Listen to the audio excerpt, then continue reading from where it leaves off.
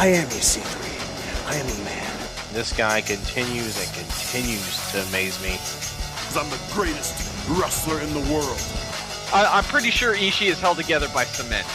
I wasn't supposed to win championships and get to the top of every company I've ever walked into, but I have.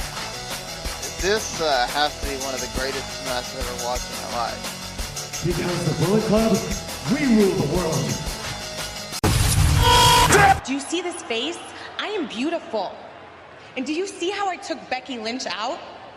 I'm defiant. And do you see these arms? I'm a bodybuilding champion. You won't be asking who Dana Brooke is. It's gonna be whatever happened to Becky Lynch. Because this is my playground and playtime is over.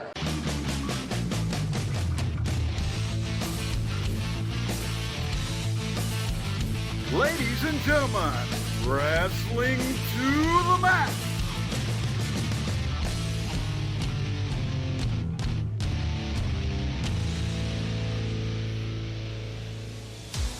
And your hosts, Gary Vaughn, Sean Garmer, and Paul Leeser.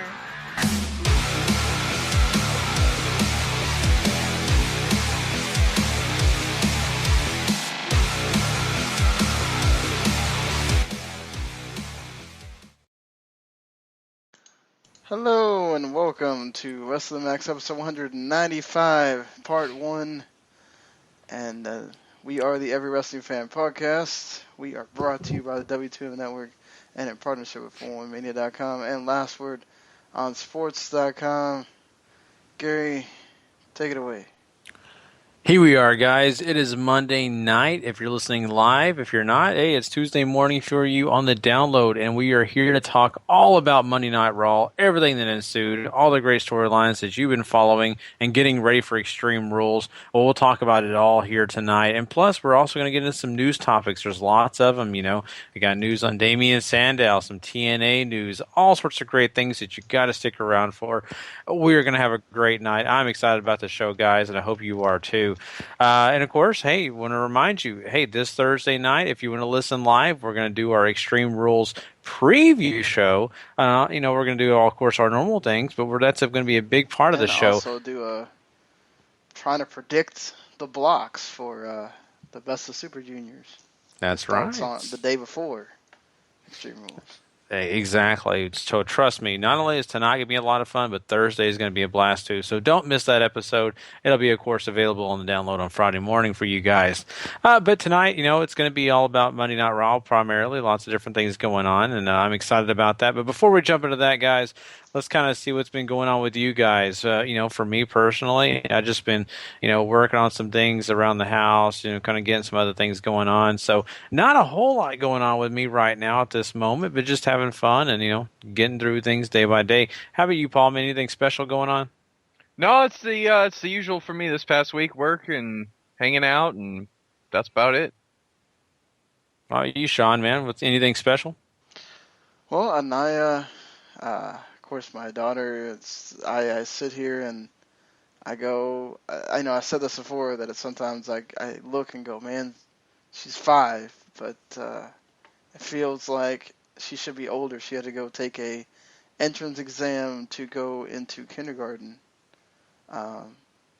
And she apparently did well. They did not you know, it's one of those, like, she goes in with the teacher and you know, they tell you afterwards how they did or whatever, and apparently she did really well, so that's good. Hopefully, I guess that means she gets put in, you know, a good class or whatever. I don't know what all that entails, really. I guess just making sure if she was prepared or not. So that's really cool. Yeah. You know, it's weird. Like I said, it's weird for me, like, just going there and going, man, I can't believe I'm watching my kid take an entrance exam for kindergarten. Yeah. So. Oh, wow. It's too cool, man. That is really awesome. And yeah, it scratches your head a little bit. And you're sitting here like, this is not happening. This kid was just a little baby in my arms. And now, right. Yeah. And then afterwards, she saw a vending machine, because we had to wait in the cafeteria for all the kids to finish. Saw a vending machine. And, you know, in that vending machine, there was very, very small bags of things. there's a little small bag of Cheez-Its for $1, and I only had 65 cents on me because that's what it costs to get a Coke at my job in the vending machine. So she was like, I know you have more money, Daddy. You're going to go and get the other change to buy me this little bag. And I said, no, we're not. We are going to the store where I can buy you a big box of Cheez-Its, and it can actually be worth the money that I'm paying instead of wasting money on $1 for this miniature bag. And that's when you realize, yep, she's still a kid. Yeah, exactly. It's ridiculous the way kids think, but it's their kids. My daughter will be harsh with her toys, throw them around, or drop something, or throw some food on the floor, and then I'll say, "Well, you don't have any more. I'm sorry. That was your decision." And then she'll say, "No, you can buy me some more." And I'm like, "No, that's not the way it works. Even if I had the money." That's not the way this works. Because trust me, if Daddy threw his laptop on the floor, I wouldn't just be like, "Oh, here I go to Best Buy." That doesn't work.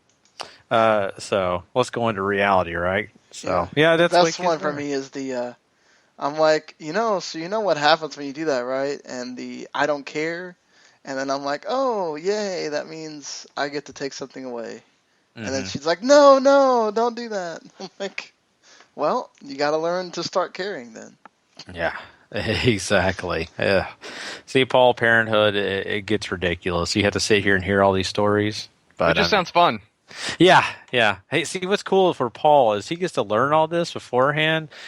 In fact, he can go back and catalog through all our different episodes and learn different lessons and say, not doing that, not doing that. So, if Paul has, if he has a kid while we're still doing this, we need to have Paul go through that same thing that you had to go through on the podcast. Oh, yes, we'll have to work on that. Yes, we on an old episode, and sure, people will go back in the catalog. We had an episode, and it was actually post wrestling talk, and a friend of ours that's actually in our fantasy football league, Katie. She's got 3 kids now, but she was running down all the parenthood stuff with me and kind of telling me different things. It was really cool. It was kind of fun and just, I don't know, just a good time. So go check that out I don't even know what episode that is. I think I might have to. I'm going to start doing that now that we have the unlimited thing on Spreaker. I am going to start once a week uploading one of our first 50 episodes so you guys can hear how it was in the old school days with just me and Gary, and go back to 2012 and listen to how similar WWE was to today. No, yeah. It's just a lot worse production and a lot more goofiness, trust me. Yeah. But it was good. It was good stuff. So go check it out if you get a chance. Go to those retro W2Ms. They're all a lot of fun. So, all right, guys, well, let's do it. Let's go ahead and jump into some Raw. We've got a lot of stuff to talk about in this episode, so why not? Let's get into it now. We'll be right back with that.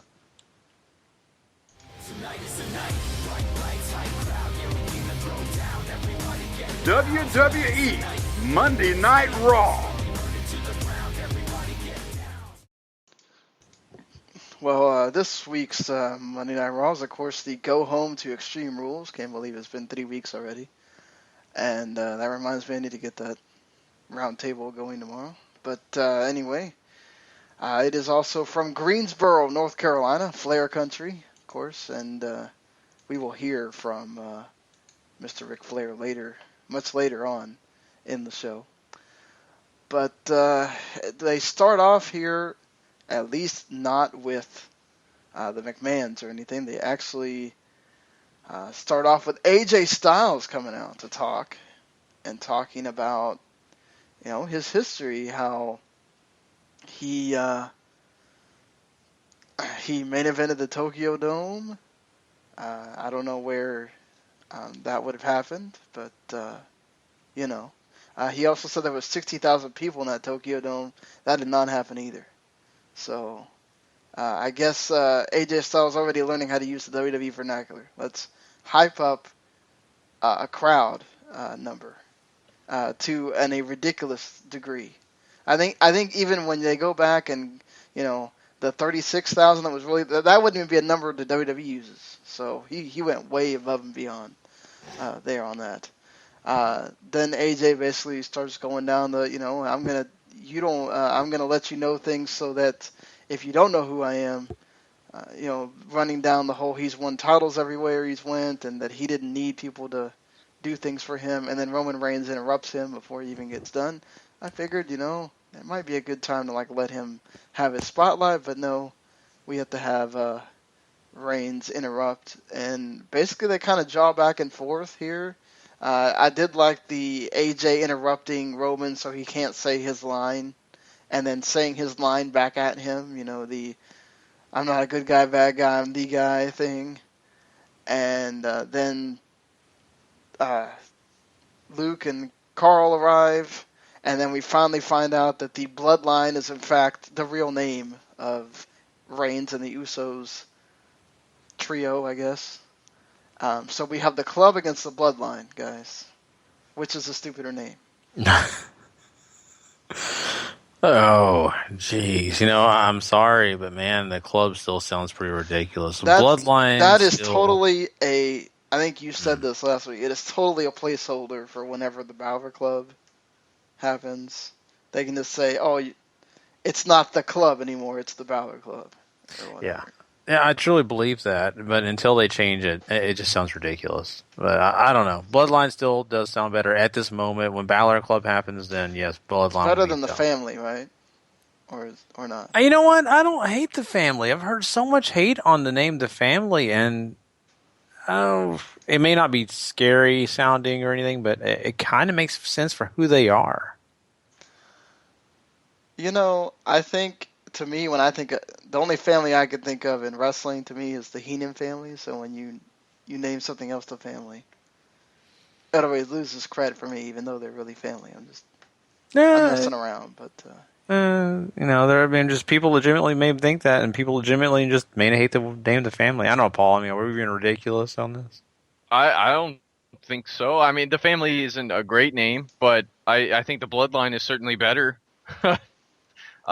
Especially with how much WWE likes to hype up that particular Bloodline. And when you look at the Club, which is just totally generic and whatever, I think the important part here is that this promo sort of helps at least put Styles in that spotlight of, hey, he's been this guy elsewhere. And it sounds like Roman Reigns more than carried this part here, too. Yeah, he did. Yeah, and you're right. And this promo, just really, to me, kind of sets up AJ as a guy that can get on the mic and be effective to an extent. He's still not the best. He's not the greatest, but that's never been AJ's strong point. He's good, for what we could compare him to. But I think he did fine. I think Roman did fine. So all this worked out. And we'll get more of this later. Yeah. We'll definitely get more of it because we got another Gallows and Anderson against the Usos match. We haven't seen that about 4 times already during this thing. And even better, later, during the match, JBL says, "It's the dream match you've all been waiting for." No. When you've seen the match 4 times already, it's no longer a dream match, JBL. I'm sorry. Does this guy think before he speaks ever? I just feel like he's like this robot that goes out there and somebody tells him something in his ear and he automatically has to go, "Michael, that damn thing's happening right now." He does say a lot of ridiculous things, and I really do at times feel like it's like, "Yes, sir, boss. Yes, sir, I'll say it. Don't worry." But yeah, I agree with you. This is dumb to say that this is the dream match. Not only for the reason you pointed out, for the reason that when I thought of these two guys, Gallows and Anderson, joining WWE, this was not my first matchup. Talk about some guys from the Family or somebody else on this roster? Yes. Not the Usos. I'm sorry. That was not my dream matchup. Well, at least the match was good.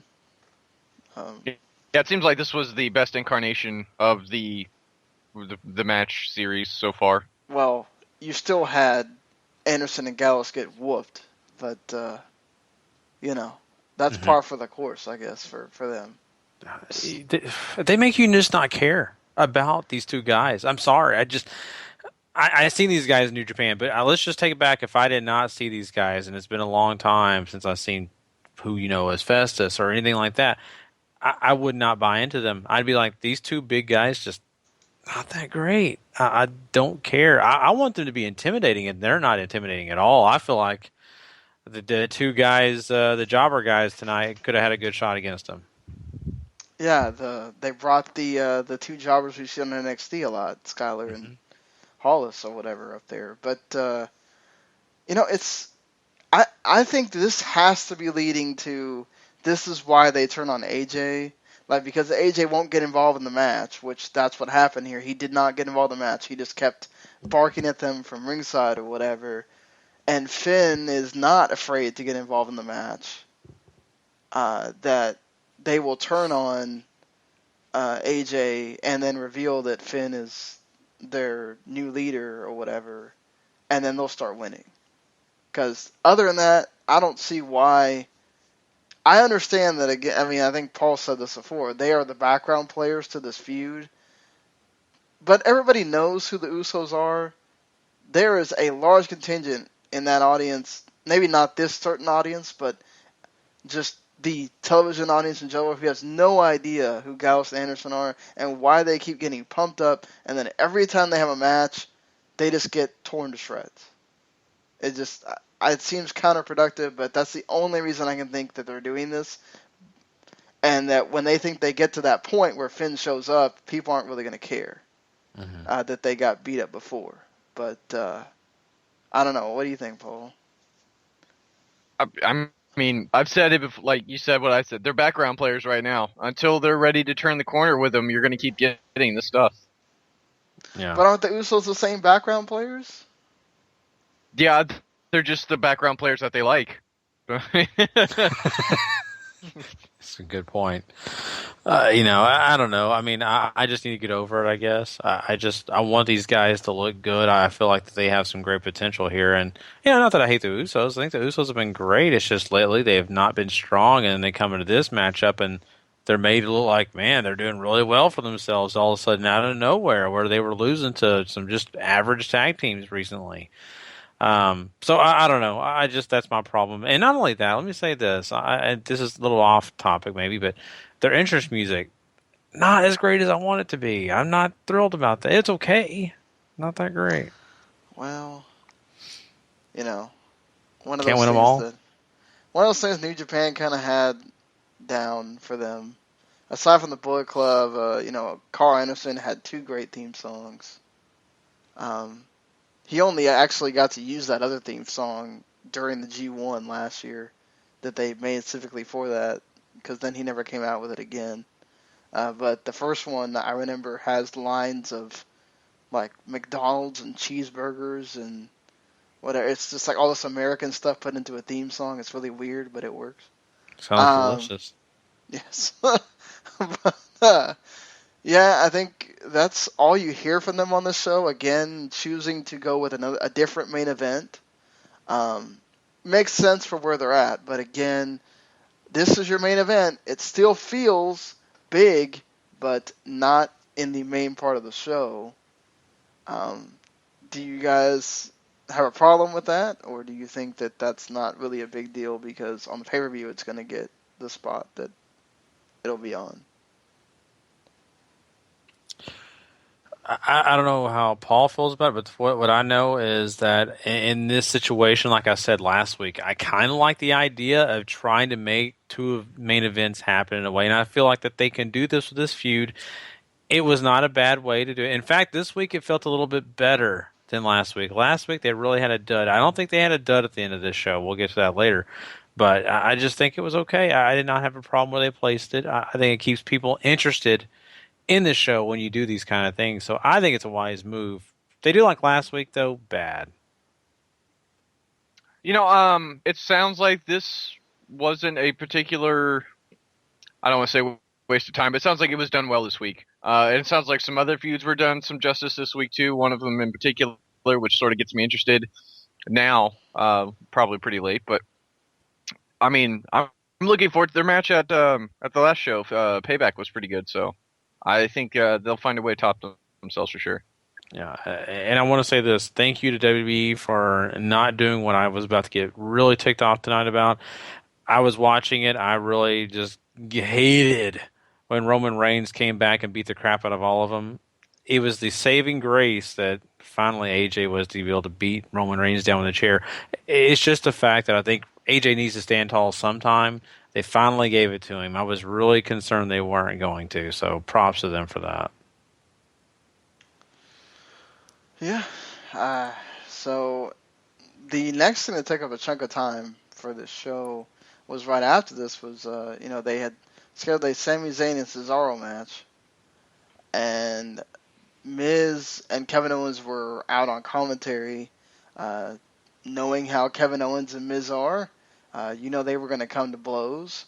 They do. They actually, Owens, I think, rolls Miz into the ring, and then they fight in the ring. So, basically a DQ happens. And then Shane and Stephanie come out, and they do the whole partner switcheroo where you have one heel and one face, and one heel and one face on the same team. Obviously, playing off the whole Owens and Zayn not liking each other, they tag them together, which, obviously they've been a tag team before in other promotions against Miz and Cesaro, and they tell Owens that if he walks out on Zayn, that he will not get his IC title shot on Sunday. So this forces Owens to actually have to work with him as a team. The best match on the show, just from a technical perspective and just from good stuff perspective, Zayn and Owens win, and then Owens lays out Zayn at the end, as you would expect. So, hey, good stuff. They've done really well with this whole thing with the Fatal 4-Way, I've thought, and hats off to WWE for not screwing this up. Yeah, watching this thing and everything that transpired, I really enjoyed all of it, to be honest with you. I didn't have a problem with all of it. I think basically looking at it, it was the right formula. Everything kind of worked out the way it needed to. You had the commentary booth. You had the heels kind of going at it back and forth between Miz and Owens. And, of course, you had the in-ring work of the two great wrestlers, Zayn and, of course, Cesaro, both, the faces kind of. You mix it up a little bit by having them all get into it. And, of course, the switcheroo with Shane and Steph. I think overall, all of it, the way it all worked out, it worked out good. I love the fact that Kevin Owens was standing tall in this because, he's the guy that really gets the most heat. He's the guy that has a lot of the charisma in this. He's the one that people want to pay attention to, let's be honest. Even if you're a big fan of Cesaro or Sami Zayn, Kevin Owens is the guy right now. He's got more of the it factor than any of these other guys. So I love the fact that he's standing tall, and I think it gets you ready for Extreme Rules. I really do, and I think they did a great job here. I agree. The tie-ins for everybody and the crisscross here really makes this interesting. It's a great way to keep Miz and Cesaro around when Kevin Owens and Sami Zayn, I think it's been pretty hot recently. So, hats off to them there. And then, this reads more like just holding towards the 4-way, which is fine. But I mean, this match is going to be good. It can't be bad. No, I agree with that.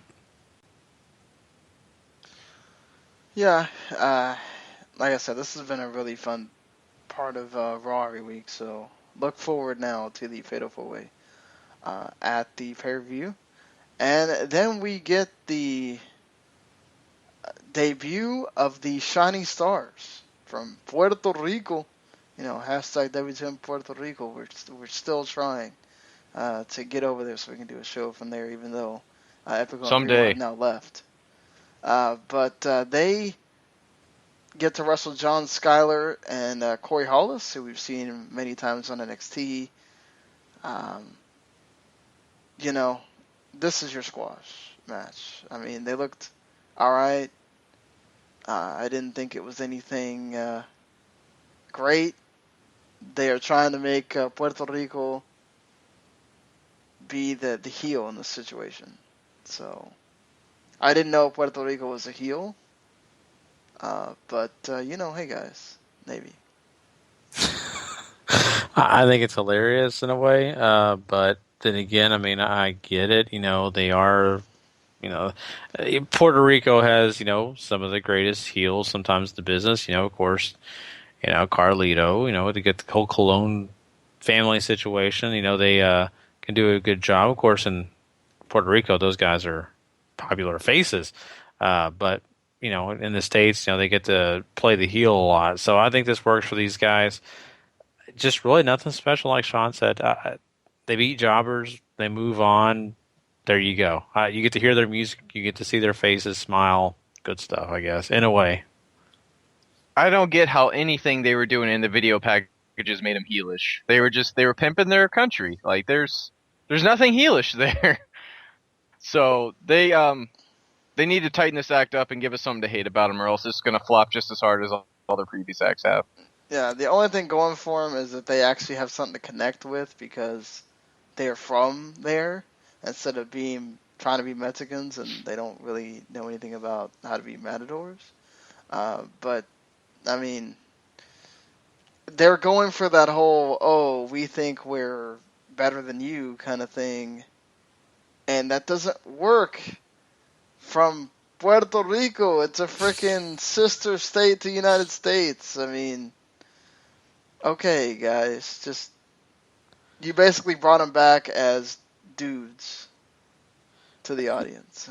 Okay, so you can do the arrogant thing, have them spill drinks on people, do weird, things like that, just arrogant moves. And of course, then you could jump into politics because, hey, Puerto Rico has a lot of gripes towards the United States about quite a few things. In fact, when I went to Puerto Rico for my honeymoon, I was on a tour guide, and the tour guide was pointing out some things that the U.S. does not allow them to have, and why their economy is not as good as the U.S. because it's the U.S. They're a part of the U.S., but they're not a part of the U.S. It was a whole thing. You could jump on that bandwagon, really rail the United States. Not that you would steal from Rusev, but you do it another way. Maybe that's the way you get heat, but they got to find a way to get heat in general. I don't care how it is. Yeah. That actually makes a lot of sense, Gary. Probably too much sense for somebody in that creative to think about. Yeah, they don't even know about that. They're just ignore it. If it's not the American climate, it doesn't matter. So this is where we have the Dean Ambrose calling out Chris Jericho after Chris Jericho had told Renee Young that his light bright jacket belonged to the Smithsonian. So I don't know about that, but you go for that, Jericho. Yeah. Basically, the cool thing about this is they play this terrible, horror movie music behind Ambrose, and it works because it goes with Ambrose's, hokey character, but then Ambrose is also trying to sort of be serious here, where he felt alive, he felt like he was in an asylum in the straitjacket. So, guys, guess what we're having at Extreme Rules? Lethal Lockdown with straitjackets and other things around the cage. And you can't escape it either. So, hey, why not, right? We're stealing wrestlers from TNA. We might as well steal concepts. I kept looking for Abyss. I was like, he's around here somewhere. I know he is. Hey, man, too bad Sting is not physically able. Mm-hmm. He could teach them how to do that match. There was two parts of this show that reminded me of WCW, or just Monday Night Nitro in general. And this is part of it, because of just what Sean said. The hokey music, the gimmicks, everything like that involved. It was just felt very WCW in a way. But it was still cool, I guess. just because if you're into gimmick matches and you like these kind of things, which I am sometimes, I'll be honest with you, I like gimmick matches at times. I really do. And I think this one will be fine. No hate on it at all from me. It'll be really fun to see if they use all the props. Now, if it's like that match, Yeah, but see, I told people they were sitting there going, "Oh, this is gonna be a straight jacket match." The only one that worked, I think, was the one with Ken Shamrock and Jeff Jarrett, because Ken Shamrock was legit crazy, and actually Ken Shamrock's on record saying he liked being in the straight jacket. But that worked because of that. Other than that, they really a lot of times don't work. At least not in WWE. So WWE probably doesn't want that image, I guess. And this was their way of getting around it. I do give them credit for at least having it there and acknowledging it, and not just, oh, that's something we did on SmackDown, and then we forget about it, Yeah. But what do you think about this? Yeah, Paul. I want to know definitely what you think, but I mean, think about these things that are inside this cage. I mean, we got the straight jacket. You've got a leather strap. You've got a fire extinguisher. You've got all these different things. Kind of tied to an asylum feel. I kind of feel like if they don't use a lot of that, it's going to be kind of a waste. I think it's got to be better than what we saw at WrestleMania, where we're supposed to have a hardcore match that wasn't hardcore at all. Yeah, and I think they're willing to go that far. I mean, I know Dean is. He used to do deathmatch wrestling, for God's sake, so I'm sure Jericho's willing to take his licks to help Ambrose get over here. But, I think this will be a really fun match. This segment sounds really good. This interests me.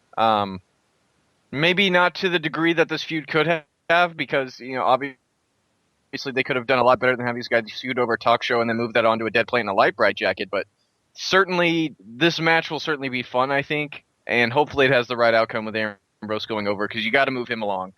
You can't drag your feet anymore with him.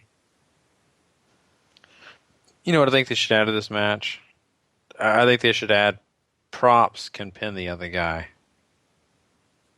What I mean by that is Jericho's jacket can pin Ambrose, or Mitch can pin Jericho.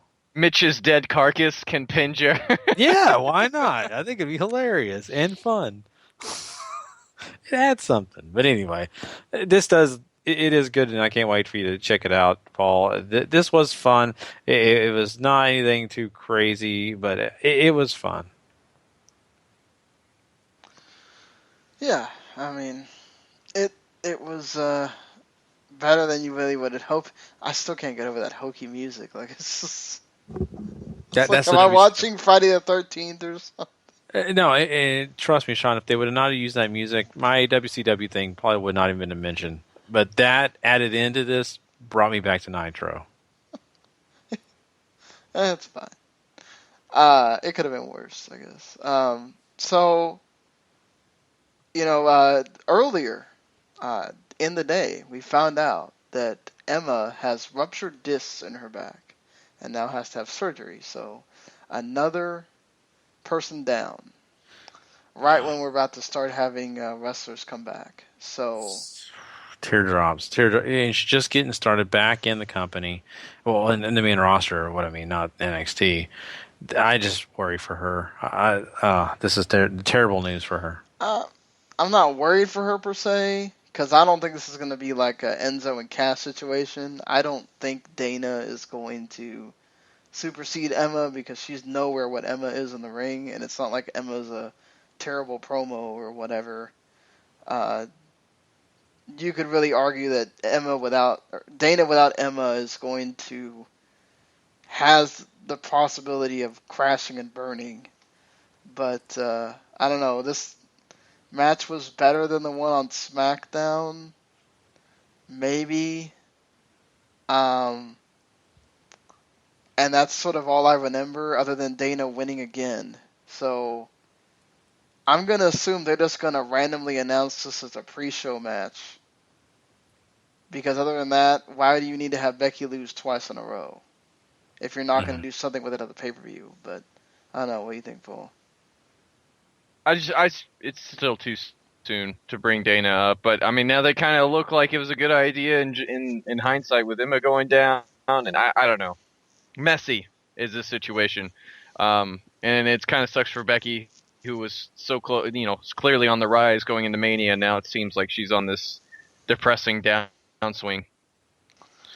Yeah, it definitely appears that way, and I think there'll be some peaks and valleys that she's going to have to go through. Right now, it's a big valley, but Dana Brooke did fine for what it's worth. I didn't think she was terrible in this, and I think that Becky Lynch was a big part of that. I think she helped her along. Now, put Dana Brooke against someone else who's not as experienced as Becky Lynch, maybe doesn't know how to make someone look as good. I think we're going to get into some problems that Sean was talking about. So we'll see. I can't judge her right off hand because we don't have a very big sample size on the main roster for her, but I don't look at it as doom and gloom completely, and I think Becky Lynch is going to have her moment.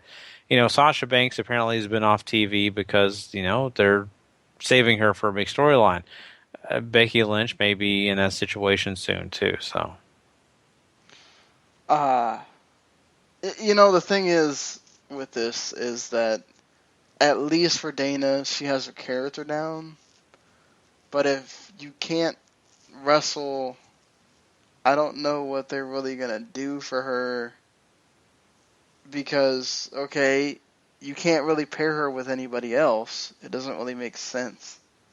So unless she's just going to annoy Becky all the time backstage and not wrestle much, she's not really going to have a place, Mm-hmm.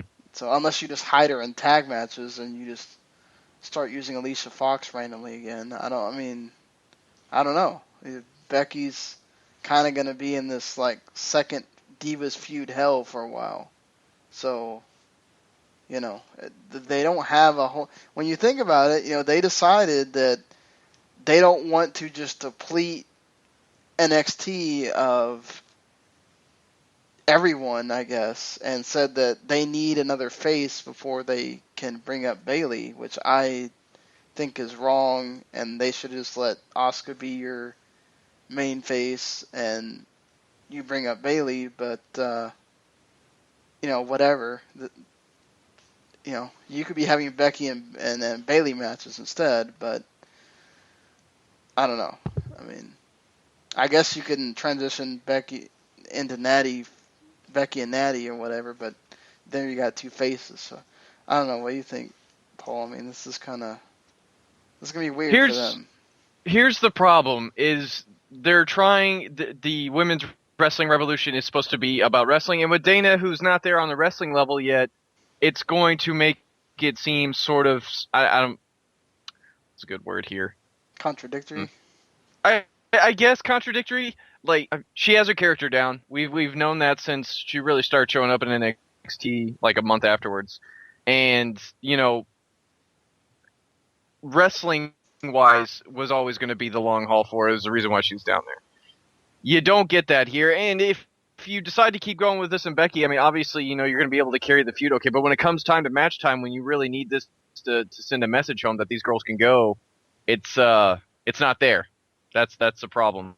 So I don't know, this is where it hurts not having Sasha on TV, because you could have easily transitioned that triple threat into Becky and Sasha arguing about who was at fault for not being able for somebody to lift the belt off Charlotte, Instead, we sort of transitioned into this sort of, I don't want to say a mess, but uneasy territory where we're going to do Natty as a holdover, and we don't have two girls who should obviously be in the main event picture still feuding over something that matters as opposed to whatever this is.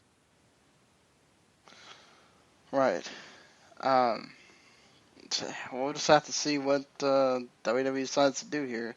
But they've really got slim pickings at this point. If they really don't want to bring in Sasha again until, what would it be? So they want that to be the big SummerSlam feud. So I would assume that they might try to get another Natty and Charlotte out of Money in the Bank, and then that's when they bring her back, but we'll see, I guess. So, I told you guys what happened on SmackDown with Golden Truth and how Fandango basically betrayed Goldust, and so now we have this. They actually used all the footage that they spent weeks and weeks of trying to get Golden Truth together to make one of the most ridiculously awesome video packages for Golden Truth. For them to have this match that lasts about, a couple minutes, and then Golden Truth loses. And then, guess what, guys? There's about at least 5 different names that they could have given to Tyler Breeze and Fandango's team. I said Febreze, or that's James Derriga. I don't care what Larry says. James actually posted that on Facebook before the dude commenter on 411 posted it. So I'm going to give it to one of our group members here. And they could have called them the Gorgeous Ones. They could have called them the Gorgeous Dancers. Anything but Breeze Dongo. What the hell?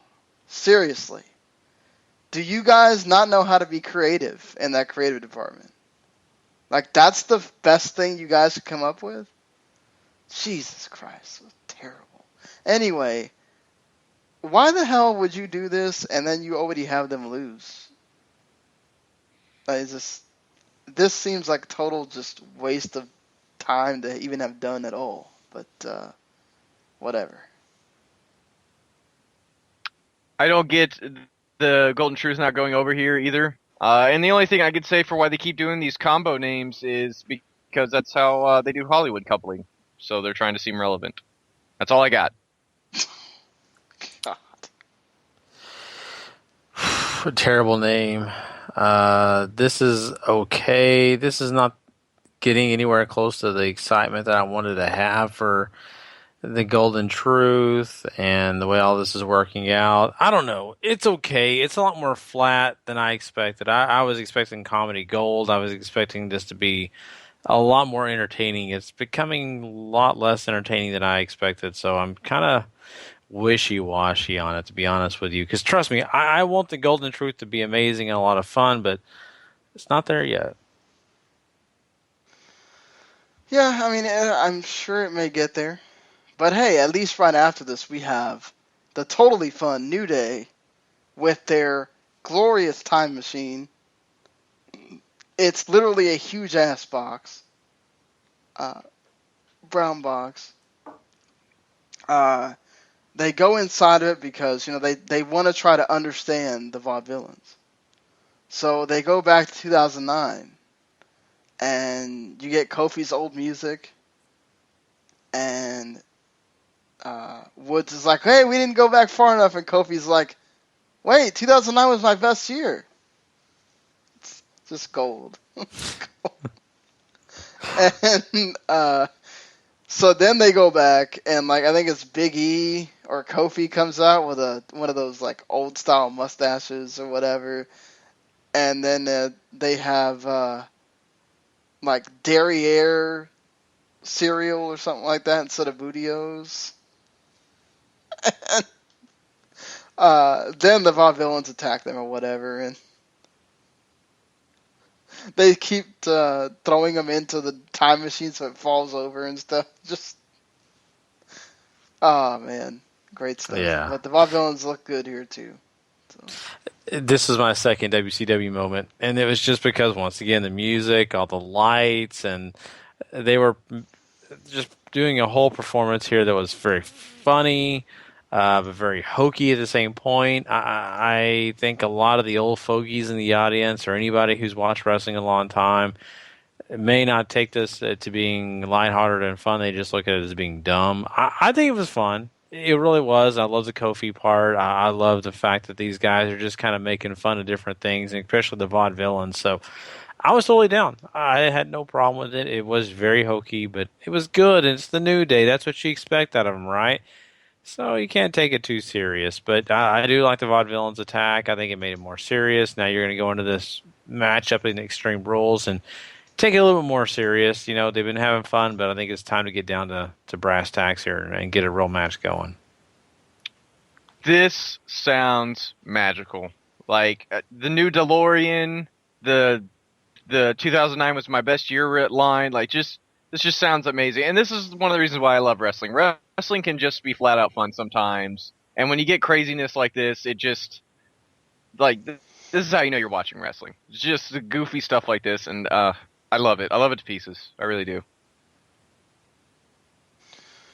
Yes, it was freaking amazing. Just great stuff from these guys that, we've been saying sometimes they haven't delivered. I didn't feel like the crowd kind of sort of knew what was going on, but there was great stuff to be had here. So, Big Cass destroys Devon, and he, tells Devon that he's soft. At the end, the crowd was really into that. We do find out later in a Raw Fallout video that he does say that people need to watch their backs because Enzo could show up at any time he's ready to come back. So perhaps Extreme Rules. He is supposed to. He either probably already had the impact test or he wasn't supposed to have the impact test till I think Friday. But we'll see. Maybe they gave it to him early. But we'll probably find out if he's going to show up at Extreme Rules or not. Probably by the time we do the next show. And then we have our semi-main of this show with, I'll give them credit, at least they talked about on commentary the rivalry that Del Rio and Kalisto had at one point. It would have been nice if you sort of played a video package or something to kind of let people relive that a little bit, to give this match a little bit more steam. But mainly the match is sort of secondary to Rusev being in the back, just obliterating Sin Cara. I mean, he slammed Sin Cara's head really hard against some of that like luggage that you use for like the production stuff. It looked like Sin Cara he was getting mauled. And then he brings Sin Cara out and keeps beating him up. And then while this is going on, like Del Rio's actually doing this. It's actually kind of cool that they had him do it, where Del Rio's making Kalisto watch the Titantron while Russo's beating up Sin Cara. And then basically Kalisto loses because he gets distracted by Sin Cara getting beat down, and Del Rio wins. So yeah, I thought they might have stopped having Del Rio use that stupid stomp, but I guess not. They still had to try to. Good God. It felt like Kalisto was waiting there forever. I know that was the point, but it's just like, man, come on. This is so dumb to watch another man have to literally hold himself there. Just terrible. I'm sorry. And then the worst thing is we find out that out of nowhere, Baron Corbin and Ziggler are having another match on the pre-show for Extreme Rules. I guess that's going to be the trend now. We're not even going to have these guys on TV anymore. They're just going to randomly appear in the pre-show match. But, oh boy. Yeah. I just want to say this about the, Del Rio thing. That does suck. And I don't like the fact that they make the guys wait. But I will say this. The one thing Del Rio did in this is he looked like Del Rio. He was very aggressive. You really got a chance to see him kind of shine a little bit here. Now, he still has some of the things that come with WWE Del Rio. So don't get too excited for what I'm saying if you haven't seen it yet. But I'm just saying I did like his aggressiveness, and I think it made a lot of sense. But, once again, I mean, it's a situation where you want to get excited about the U.S. title, and I think Rusev's done a great job in coming in and being the guy to get you excited about it. But I don't know. I'm still kind of up in the air on how I feel about it. I tend to agree with what Larry wrote in his review, is that WWE has done a spectacular job of making nobody care about this because nobody has any momentum going forward. It's Del Rio and Rusev doing their thing. It's Kalisto and Sin Cara doing their thing, and they keep going back and forth. And they've made, Sin Cara going over Rusev was a mistake. I feel like not letting Kalisto win here was sort of a mistake, even though they made sense. It's just, I feel like this could have been done so much better. Yeah, and Rusev does put him in the accolade for a while afterwards too, which in old wrestling lore that would mean that Rusev loses. But we'll see. I don't think that. I think actually that's not a bad idea, because again, you have Money in the Bank coming up, not too far after this, and they probably need to stretch it at least for another month or something before you have Rusev win. I know you get the automatic rematch or whatever with Rusev winning, but you've had Rusev's... See, this is what the stupid thing is. If you would have had Rusev just dominantly beat Sin Cara 2 or 3 times, however many times you wanted to do it, then you have him do what he did on Raw, then you can do the, oh, whoops, Kalisto won out of nowhere finish. And then Rusev's pissed for a whole month or whatever, and then he beats Kalisto. But the way that they've done this is just, ugh. I don't know how you're, like Paul said, how are you supposed to care about anybody? Nobody wins by anything but a distraction. Yeah. I get that. I do. I'm just pointing out the fact that Rusev's a stronger heel than anybody that... just Ryback wasn't strong enough. Let's just be honest. He was not. They didn't place him in that factor. I like Rusev being in this matchup. But besides that, you're right. I mean, I don't disagree with y'all's point on that. There really isn't a great direction. It's a problem. I guess I'm trying to look on the bright side of this. I don't know how. God bless you for trying, Gary. Yeah, someone's got to. I mean, my God.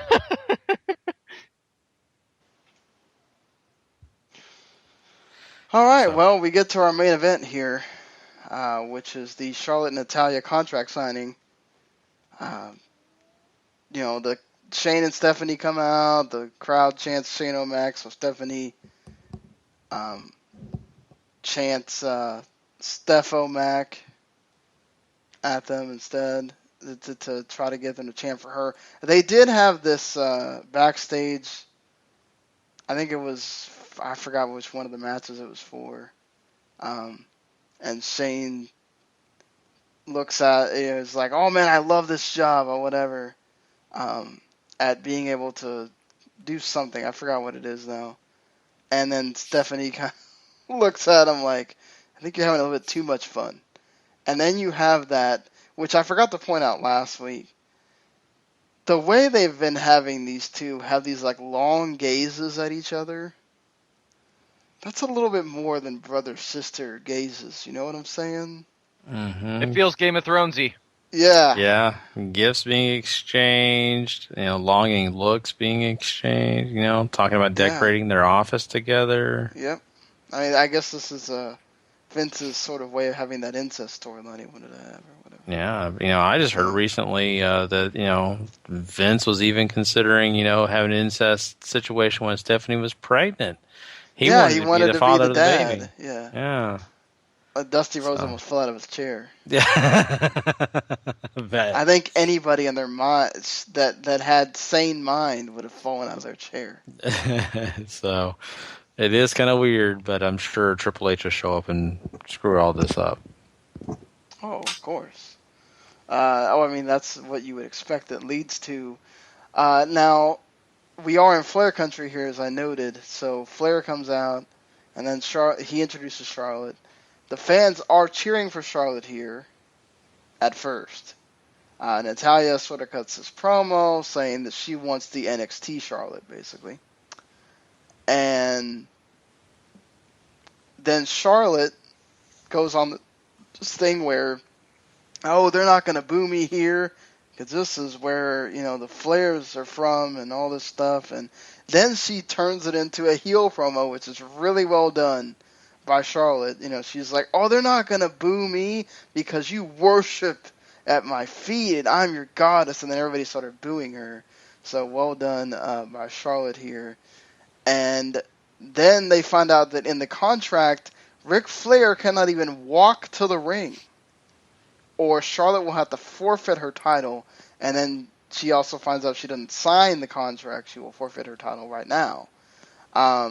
So then Rick goes off on Stephanie, saying that she is the worst businesswoman in the history ever, and that the only reasons, he even cares about her is because of her husband and whatever. And, Shane then tries to step in, and Rick does his thing, and he takes off his jacket and his ring and all this stuff, and he starts, running the ropes, and good Lord, maybe you should keep that jacket on, Rick. Not looking the best right now these days. But either way, he acts like he's about to go off on Shane. He's juking and jiving and everything. And Stephanie's like, well, look, if you're not going to do something, I'm going to do something. And she slapped the crap out of Rick. He fell down. And then the crowd starts chanting for Stephanie. No joke, people. If you haven't watched this, they actually chant Stephanie. Because they actually got this whole segment to work. It didn't feel like the biggest thing on the show or whatever, other than the fact that it was in Greensboro. But I think it worked for what you wanted it to do. Because you're fighting against a crowd that wanted to cheer them at first. You got them to boo. And you even got them to cheer Stephanie. So this whole thing with Stephanie and Shane is apparently working, at least crowd-wise. Yeah, I mean, I could see that, and I kind of agree on that. This whole thing is maybe not the strongest part of when we're talking about the card for Extreme Rules, but it's a good part. It's a part that does matter to some extent. They do a good job of kind of, letting Natalya and Charlotte kind of, continue their little parts here, but this does kind of break down to it's not just about them two. It is about Ric Flair. It is about the fact that what the new regime are getting involved in this and kind of causing havoc because of of course Charlotte needing her dad around to help cheat, things like that. So I like it. It all matters. Everyone in this ring actually have a part in this process. So I'm totally down. I don't have a problem with it at all. I think that the cool thing is we get the stipulations, and I like the fact that they actually had someone look at the contract and realize something. So many times in these contract signings, they just sign it, just get pissed off, they sign it so they can brawl. This, someone took the time to see the fine print. I like that. To me, it's something that should have been done before. And I'm sure it has been, but it's not been in a long time, if you ask me. Yeah, I mean, the neat part about this is this a submission match? Yes. Submission match. Okay. Yeah, hats off to him there. That's a nice idea. Getting Rick out of there is a nice idea. Hopefully, this will be the match that makes it feel like we're in the middle of a revolution. I'm still waiting for it. And it was a match that works for their strengths because, I think I said this before. That's a lot of what their NXT match was them trying to do the submissions on each other. So they can kind of go back to that here, and it might work out better as a match. Not that they've had bad matches, but like as we noted before, the one last month was not the greatest as far as smoothness or whatever. But yeah, I guess we just have to get into a rating here while I try to see if the person that said he wanted to be on here is still around. Yeah, I'll go ahead and throw my rating out there, see if we can get them on. I think that this show was pretty okay. I think it was a decent go-home show. I know a lot of people have already hated on it. I've seen all the online comments, people not really a big fan. I disagree to a point. I think there were some entertainment factors here that really do matter. I think it was a pretty decent episode. May not have been the strongest episode wrestling-wise. There was really one good match that I really thoroughly enjoyed out of this when it comes to wrestling, and that definitely had to be with the guys in the tag team match, Kevin Owens and those guys. But besides that, I mean, it was entertaining with the two fun moments. Of course, New Day, and then they had the Ambrose Asylum situation. All that worked out. The fact that AJ Styles Roman Reigns thing was pretty good. Then you had a main event that was just a contract signing, but not boring. It all mattered. I'm going to give it a 6. It wasn't the best show of all time or anything. It was just a show that got some things progressed. That's about it. Nothing super spectacular outside of that. Obviously, I can't really rate the show because I haven't watched it yet. But from what I've read and what it sounds like, it's a pretty perfect tie-up to what you have going on in the WWE right now. The stuff that is hitting well, and the stuff that is missing by a margin. So your Intercontinental, your Women's title, your WWE title match, your tag titles, all hitting on the points. Everything else sort of falling by the wayside or making enough ground just to seem meh. So there's that. What did Larry give it? Did he... He gave it a 6. Yeah, okay, fair enough. Yeah. So we kind of agree on that. Larry actually voted in our poll. Harry also gave it a 6, by the way. Okay. I'm going to go with the 6 as well. We had a lot of dissenting opinions here, about 7 2s. Your buddy Garrett gave it a 2, and Stephen Davis gave it a 2. We had Josh Day, and a person that was there live, Sophia, gave it a 6 as well. And of course, the person we have on the line right now, Mr. Brandon Biscobing, he gave it a 3. Brandon. Yeah, I gave it a slightly higher rating than most, just because of the whole Ambrose and Jericho thing. But first, let me start with that. Great concept, great idea, but I am so afraid, and I'm fearing, but at the same time expecting that it will be exactly the same as the Ambrose Lesnar match, where all of this hype will be brought up into, oh, Ambrose is the new Foley, Ambrose is the new crazy man on campus, and then he does absolutely nothing with it. This will probably it'll be all hype and no payout for this Asylum match. Maybe they'll use the cage once or twice, but I would love to be wrong. I certainly hope I'm wrong, but I have a bad feeling that this will become just like the Lesnar-Ambrose match, where it will be all of this hype of him getting these new toys from Funk and Foley, and he does nothing with it. And same thing with this, where it'll be, oh, he's got all these toys up top, and nothing will come of it. That was a good thing. Hold on one second. I totally forgot, guys. The lasting part of that segment was really, really cool, because I never thought we were going to see AJ Styles do a Styles Clash on a chair to Roman Reigns. I thought they would be too scared to let him do that. And it seemed like to me like AJ had no problem lifting Roman up there for the Clash at all. It was more like making sure he had Roman secure and everything. But what you think, Gary? I mean, seeing that, like, did that shock you too? A little bit. I mean, I think it was kind of surprising. What do you think, Brandon? I like that. I mean, I like that they're both allowing Styles to do his own thing, and also they have enough faith in Reigns, and Reigns has enough faith in himself to take a shot like that, which gives me some hope for that match. So hopefully that will be something that they'll allow them to, go all out, and both Reigns and Styles will be, will be confident enough in themselves and each other to allow themselves to go all out on that match. But that's the other thing about that whole thing. Well, first off, the fact that how many weeks now has it been that and I don't even want to count both shows. I mean, if you counted both shows, it would probably be at least like 6 or 7.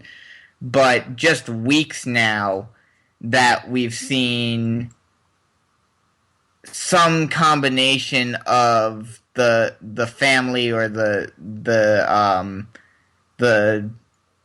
what are they calling it now? The bloodline. Yeah, the bloodline.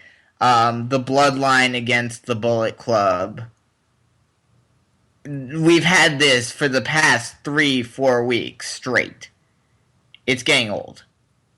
And the fact that no matter what the Bullet Club does, no matter what AJ Styles does, Reigns always has to become fucking Superman. And, it's ridiculous. You're hitting on something here, and I agree. It is getting old, and I think that what you saw tonight kind of gives me a little bit more hope, only because of this. Like we were talking about, we just talked about the fact that the Styles Clash onto the chair. That's a big deal because, let's be honest, they don't want him doing the Styles Clash. That's why you've seen him do other moves to be his finisher. I think that was a great deal of confidence in Styles. It's going to show Roman Reigns. So I think right there that kind of helped ease my mind. Trust me, I was ready to hate and kill them over the fact that Roman Reigns just came alive in that first part. But they were able to finish it off. So I agree with you, Brandon.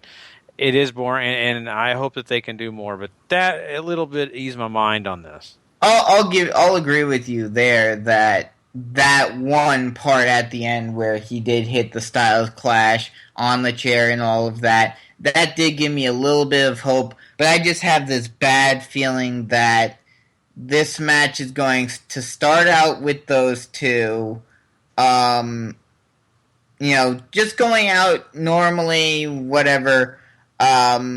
Bullet Club will come and interfere when Reigns is getting some momentum, and then the Usos will come out and beat them, which is another thing. I mean, this may also be my bias towards them, but the Usos are, I'd say they're AA level to the Bullet Club. I mean, they have no place being on the same level as them and being able to beat them.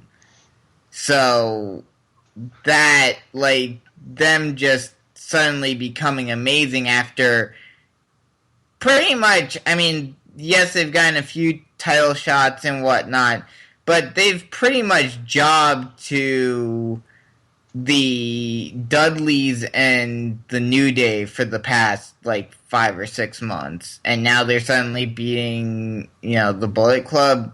That just doesn't sit well with me.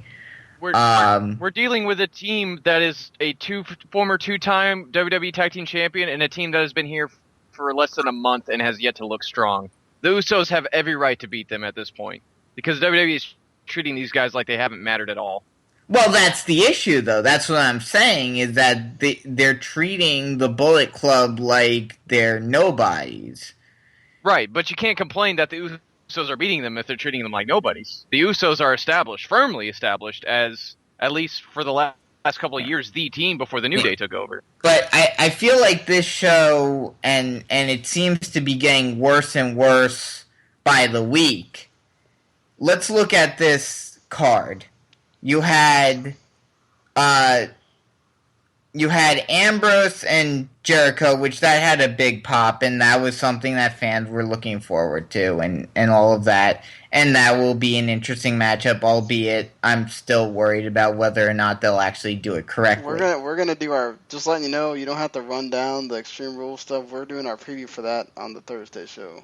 Oh, no, I wasn't talking about that. Okay. I was gonna run down the Raw and talk about the reaction of the fans. Then you had the whole tag team thing with the Intercontinental Championship match, which that was great. That was one of the high points of the night.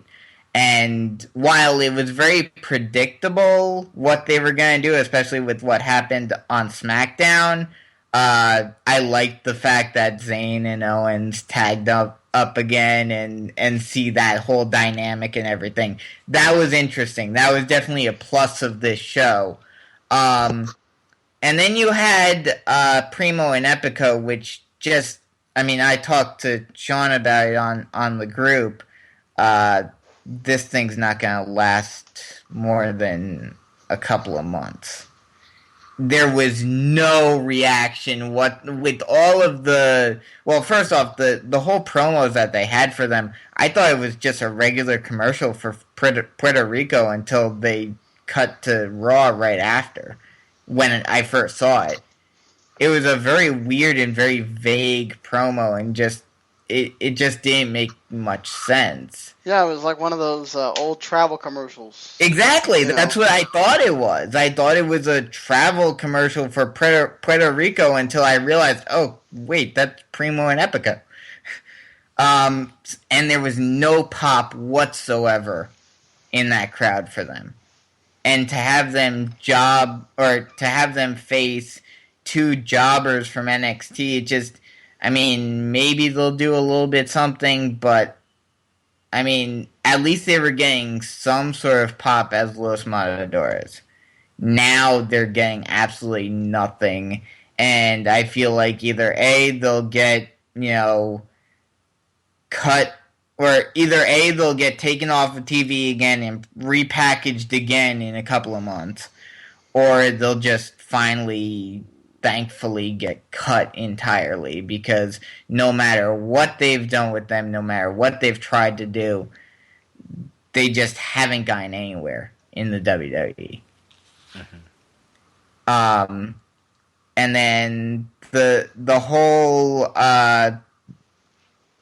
as I said, I already talked about the whole Reigns and Usos against Bullet Club thing. I'm worried about that, but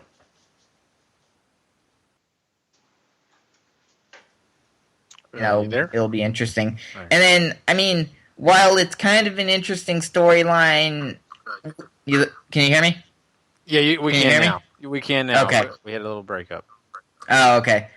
And then, while it's been kind of an interesting storyline, it's just been too long of a build-up, I just can't get all that invested or interested, or, I'm just not all that much of a fan of this whole Golden Truth against, whatever they're called now, Breeze and Fandango team. It just seems like WWE is getting even more campy, even more outrageous, and just like the only thing that even slightly matters now that fans get even semi-hyped up over is either a debut of someone from NXT or either NXT, Ambrose, New Day, which is one of the other upside, was the only other upside of this show, was that hilarious segment with the New Day with the time machine. Or they used to get excited for Bullet Club before they got buried. And I'm just hoping that gets turned around somehow, in some way. Mm-hmm. No, I definitely see a lot of your points, and you got some valid ones there, and I think that there's a lot of stuff going on in WWE that I think people are still getting used to. There's a lot of new faces, there's a lot of new storylines that people are not really sure that they care about them, and I agree with you, Brandon. Coming from a fan perspective, as someone who has watched guys like Anderson Gallows from the Bullet Club, New Japan, we expect a lot from these kind of people. I do too. Trust me, I just got through kind of complaining about that myself. But I do have to kind of put in perspective of this is WWE. Anything that happened before that doesn't matter. That's the way they look at it. That's the way we kind of have to go by. It's just the way it is. It's just like sports. You're just going to have to go by what happens on the pro teams. You can't go by the AAA or the AA teams. You got to just go by what you see on the main roster. So, I mean, I look at that and kind of go put that in perspective. So I definitely appreciate you kind of giving us some of your thoughts, everything that you had to say here. You had a lot of good stuff, man. We appreciate you doing that. Yeah, I mean, I'm just, as I said, the biggest two matches that I'm looking forward to, but also kind of apprehensive about are the obviously Reigns and Styles because of what could potentially happen with all of that. And then just on a completely stipulation basis, the Ambrose Jericho match. I just really hope that they actually do that one properly, unlike what they did with Ambrose Lesnar at WrestleMania. Yeah, definitely. So, well, Brandon, we are over an hour in our show, so we're gonna be doing a few more things. But we appreciate you calling in and giving us your thoughts, man. It was totally awesome. Yep. And I'll talk to you guys. I might call in on Thursday or whatnot. All right, man. Sounds great, man. Good to talk to you again. Yep. See you guys later. All right, guys. Well, definitely appreciate Brandon Bisco being talking to us once again. It's been a little while, so it's good stuff, man. But now we are going to move on. We are, like I said, about an hour over. So we need to get into some quick hits before we jump into anything else, closing out this show. So we're going to give you a few of the things that have been happening in wrestling this past week. So I think we may go cold on this one. We're going to get Sean back here in a minute here. He had to step away just for a second. So let's just jump into these. We don't even need the quick hits music. Let's get into these really quick. We're going to start off by talking about Damien Sandow. Now, all of us, we're kind of bummed out when we heard about him getting released. And that was a sad deal. I mean, I think, we all saw his potential. We saw the fans loving this guy. WWE didn't see anything in him. Well, of course, now he's going to get a chance to prove himself in the indie circuit and other places. You never know where he may end up. I heard he's going to be going to a lot of great, events coming up here in the near future.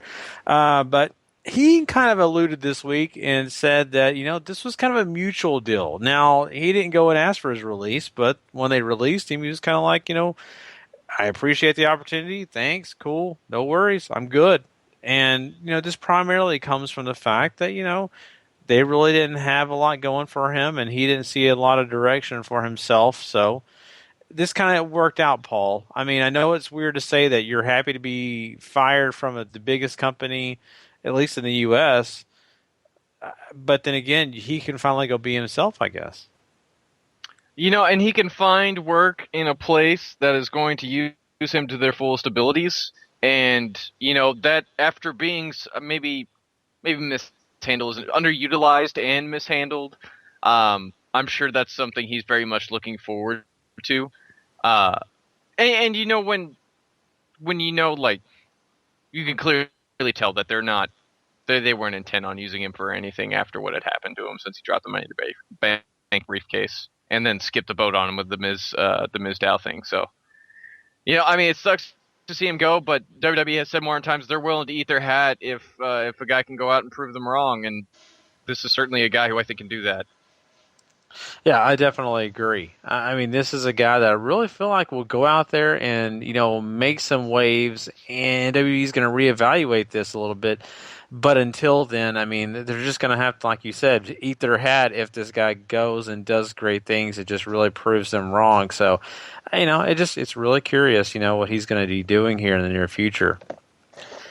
Moving on past Damien Sandow, we kind of talked about him a lot last week, so there's no need to continue on that. Let's talk about the fact that we have, The Miz himself, kind of talking about WWE and his future, and he's another guy that, he sticks around because he's a great use. He's a great advocate for the company outside of just in the ring. He's a great guy to go out there and be a spokesman for the company. He has a future maybe beyond wrestling too, because he's done movies. He has other things, I'm sure, on his plate. But the one thing he has alluded to and let us know in the recent past, actually just recently, was the fact that he's not going to burn his boots when he's done. He still sees a future in the ring at some point, if not, just being retired. He expects to have an opportunity to come back. Do you think The Miz down the line, do you think this is a guy that will be a long-term WWE guy, Paul, or do you kind of see him as maybe moving on and basically being kind of ousted out of wrestling? I don't know if any other company outside of WWE is going to find a use for him. He certainly has a lot to offer, I think. He's good. He's a good promo.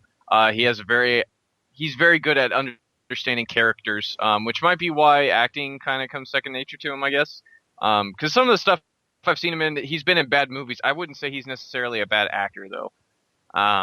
So if he decides to go outside of wrestling, then I think he'll do fine. If he wants to stay in wrestling, though, I could see him being with WWE for life. I mean, he loves wrestling. I think he enjoys where he's at, no matter how he's being used. So he certainly could be here for the long haul. I think that's why WWE likes to keep him around too. Even if he's not the focus, I think he just brings something to that locker room that they don't want to get rid of. I definitely agree. Go ahead. I mean, Go ahead, Sean. it's yeah, it's. I mean, Miz, I think he could be an announcer if he wanted to. He could definitely, be a guy you could put down at NXT to teach promos or whatever if you want to do that. I mean, he's great at being an ambassador, and he's a guy that, still can get on TV today doing regular spots, and helping out the company. That's something he could do. I mean, and Maurice seems to be fine with, she's a former model and stuff like that. I don't know if she still does the modeling thing or what she does now, but she's obviously someone that she has no problem kind of just being around Miz and doing stuff or doing her own thing if Miz has to go on this tour for WWE when he's not wrestling. So, I don't think he has.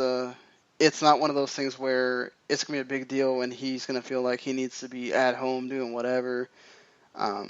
He definitely seems like one of those guys. I think as long as he feels like he can be a benefit, I think he would be there. Mm-hmm. I totally agree. This guy is a multi-purpose kind of player when it comes to the business of wrestling. You guys mentioned it. You say wrestler, an announcer, a manager. I mean, there's so many different things behind the scenes. This guy could be a great guy to help people with their promos. I really think that because I don't think that Miz is a terrible promo. People may argue with me about that, but I think that the guy has a lot of confidence. He's very believable in everything that he does for me personally. But I think that also has to do with the fact that I think part of him as the Miz is really Mike Mizanin. I really feel like he does what Stone Cold says, is himself, turned up to the 10th degree. So I think that all works for him. There's some other movements when, wrestling. Cedric Alexander is done with Ring of Honor. And there's been rumors that he's going to be coming into the Cruiserweight Classic and maybe even possibility of joining NXT. I mean, this is interesting news, guys. Yeah, if he does go to NXT, I struggle to see where he's going to stick out. He's not a terrific promo, although that is something I think that NXT is very good at teaching people. And he's good in the ring, but I don't think he's any different from a lot of other guys they have down there right now. And when you look at the talent in NXT, if you can't bring something different to the table, it's going to be real hard for you to stick out. Once the buzz around NXT bringing in that indie guy goes away. So, I don't question the idea because ROH wasn't doing a ton with him because it seems that the angle with Prince Nana has just sort of disappeared. And, you could chalk that up to how they've been doing TV recently, too. But just, I don't blame him for leaving ROH at all. Yeah, I think we heard from that tryout, right, that it was Cedric Alexander and Tony Nese were the two guys that kind of stuck out to them. So we kind of had heard rumblings already that he might be involved, if not for the Cruiserweight Classic, might be a guy they're looking at for NXT. I think, this is one of those things that ROH does sometimes. I think it's maybe once or twice a year go to Fort Lauderdale. So they sort of do have a presence there. He could be somebody that is one of those indie guys that you use to tour the Florida market and kind of help some of the developmental talent or whatever while he's kind of getting his feet in there in NXT, because like you said, Paul, it's a totally different world when you leave ROH and then in NXT you're trying to make a name for yourself there. I think he might kind of be one of those guys that I know that's where he started with the tag team route. He might have to go that route for a little bit and then sort of maybe he makes his name that way, then he can transition into a singles guy. But just I don't know. It's weird because he doesn't have that standout thing that says, "Oh, this is why you brought Cedric Alexander over here." Like Paul said, I mean, like Rich Swann, okay, this guy can do flips and stuff. Christopher Gerard, he kind of has a different style of wrestling or whatever. Even though he doesn't have, and he has a sort of unique look to him or whatever, but Cedric Alexander's just kind of a generic guy. And is that going to be something that really does anything in NXT, Yeah, we'll have to, definitely evaluate that. Even if he does just do the Cruiserweight Classic, kind of evaluate that process and see if he would even be a good fit. But I think you guys had something right there when you said tag teams. I think that would be a good fit for him to kind of slowly get into this business, learn. Because, not the business of wrestling, but I'm talking about the business of NXT, because that's a totally different realm. You're learning a lot more different techniques that you're not learning on the indie circuit or even just Ring of Honor, TNA, any other company. So it's going to be interesting. I think that's a good spot for him. But talking about tag teams, guys, let's talk about the Young Bucks. And they are not going to be a part of this year's Best of the Super Juniors. They both have injuries, so that's going to keep them away. They do have a replacement, which one of them is Chase Owens. The other guy will be announced later on. But, this is kind of sad news. They are a fan favorite and, usually a highlight of that big Super Junior series. Yeah, I mean, around this time they seem to, I can't, one of them's been in it because, pregnancies and being dads, and then, you have other stuff going on, and it's just can't seem to catch a break around this time for these guys. But, I mean, I'm not going to say that I'm looking forward to seeing Chase Owens or anything like that, but the other guy they get to replace him might be something. Yeah, there's rumors that it might be Adam Cole, which I think is... I know there was some in the group that had problems with him debuting in a juniors tournament where, he could, if you put him in the A block, you can do ROH a solid and give them a little bit more B-roll for that Kyle O'Reilly, Adam Cole rivalry. Or you can put him in the B block where he could have some fantastic matchups over there with all those guys. I mean, so that's going to be, do they use him? I really think Adam Page is going to be another Yujiro for a while. So I don't, unless you're, I mean, not that Nick and Matt Jackson were really going to do anything, but they were going to get some points. So, and you've already got, if you do bring in Chase Owens, which they could decide not to use 2 Bullet Club guys at all. They could just decide to use 2 other guys now that both Nick and Matt are going to be out. The reason why they were going to bring in Chase was because the thought was that at least Matt was going to be in it, so you just replace him with another Bullet Club guy. But Chase is accepted the invitation, but nobody's said anything from New Japan's side yet, so we'll see. But, I mean, if Adam Cole gets put in, that's pretty awesome. I think Chase Owens actually, as the tournament went on, he was getting better. But he's kind of just one of those guys in the NWA that's just kind of, he's good, just you really don't see him much, so, Yeah, definitely. This is going to be, a sucky situation for the Young Bucks, I think, because, they definitely, once again, they could be a big highlight for this tournament. But, it is what it is. And, like Paul alluded to, just not their time of the year, apparently. Talking about, not really a part of the time of the year, TNA doesn't really have many of those good times, at least right now. Once again, they're having trouble paying people. Their production staff is, once again, looking for their checks. So, man, I don't know what to tell them. It's hard to, be a thrilled employee of a company that doesn't give you your check on time. I mean, how many come on. times have we talked about this with TNA? Oh, it's annoying, isn't it? But I mean, it's not annoying. I feel bad for the people that work there. I mean, this one's nowhere near as bad as. I was listening to Meltzer's Wrestling Observer Radio on Sunday. It's nowhere near as, he says, nowhere near as bad as all the other ones. It's only some production people that they were told the checks were going to get mailed on Monday. Some people got checks, some people didn't.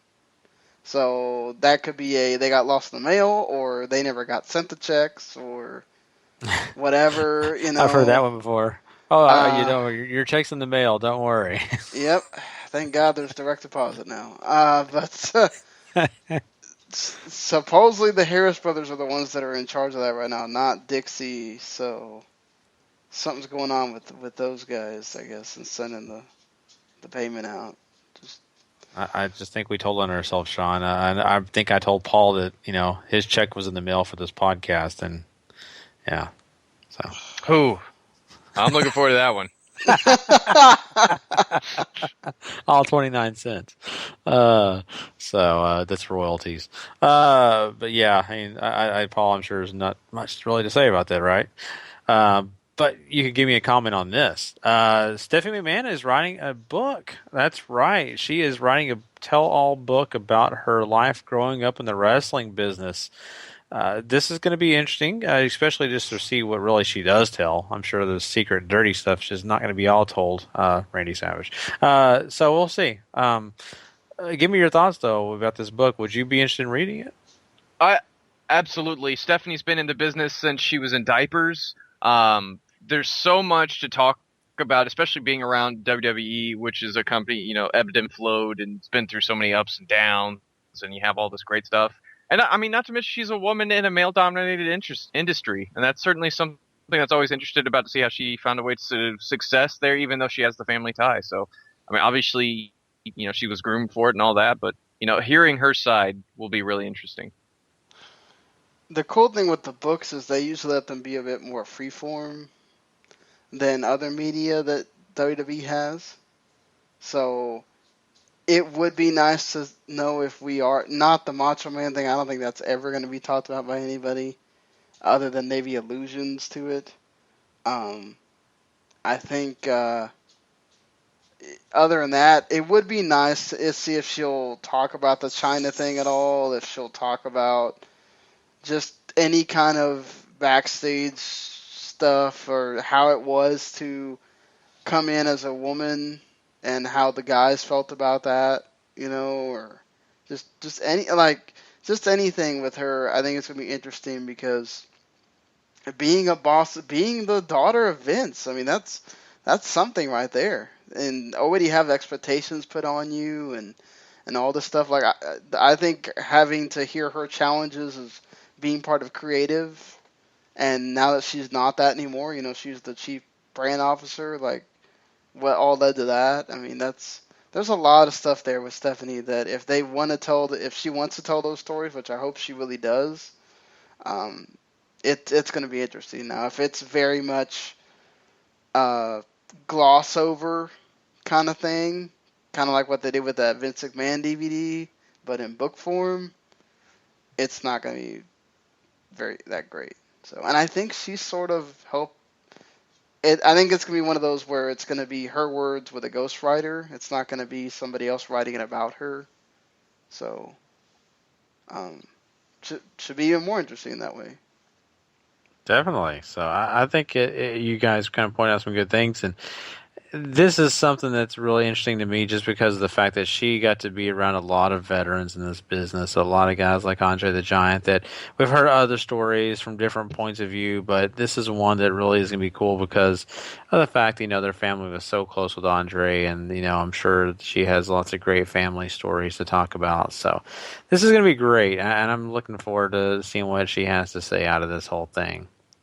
Something else that's going to be great is the fact that Progress Wrestling has their big Super Strong Style show coming out. This is a big tournament that they're going to be doing, and there's a lot of names on this list, about 16, I believe, on here. But, saying that, I mean, Paul, there's a lot of people that may not know every name on this list. So I'd like you to kind of run down the list of these guys and kind of give, maybe some pointers on maybe if these guys are good, you like them, you don't like them. So I don't know all these guys either. I know a good portion though. So first things first, Progress Wrestling is an English promotion. If you haven't heard of these guys, they promote a strong style, and I use that in very loose quotations, of wrestling.